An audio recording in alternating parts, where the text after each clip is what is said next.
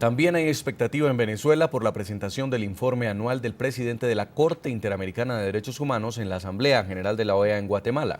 Está previsto que Diego García Sayán se refiera a la negativa del gobierno de Venezuela de cumplir el fallo del órgano judicial internacional del 5 de agosto del año 2008 que ordenaba la restitución de 3 jueces al Poder Judicial que fueron retirados de sus cargos. Nuestro corresponsal en Caracas, Carlos Eduardo Sánchez, tiene la información. Buenas tardes, Carlos, adelante.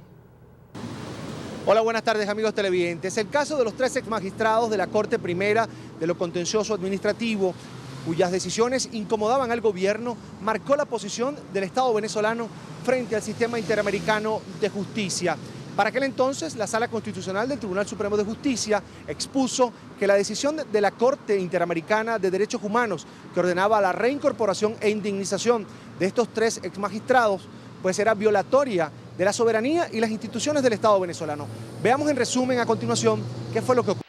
El Estado venezolano, que ya contaba con un historial de repudio a las recomendaciones de la Comisión y a las decisiones de la Corte Interamericana de Derechos Humanos, expresado así en numerosas alocuciones del fallecido presidente Hugo Chávez, terminó aclarando, casi delineando su posición frente al sistema interamericano de justicia al desacatar un fallo que ordenaba la indemnización y reincorporación en sus cargos de 3 jueces de la Corte Primera de lo Contencioso Administrativo.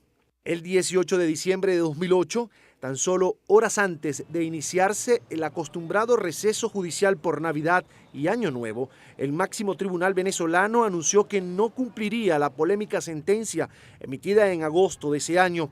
La Sala Constitucional declaró inejecutable el dictamen del Tribunal Hemisférico, que señalaba que los magistrados Juan Carlos Apitz, Ana María Ruggeri y Perkins Rocha habían sido víctimas de violación de los derechos al debido proceso y a las garantías judiciales, ambos consagrados en la Convención Americana de Derechos Humanos.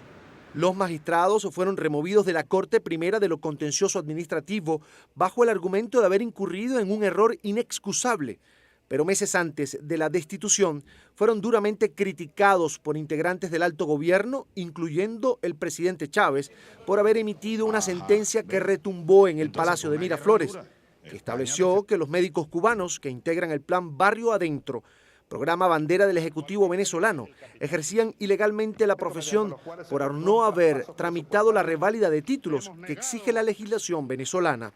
La Corte Primera de lo Contencioso Administrativo es considerada la segunda instancia más importante del país por ser la que decide sobre los actos administrativos del gobierno.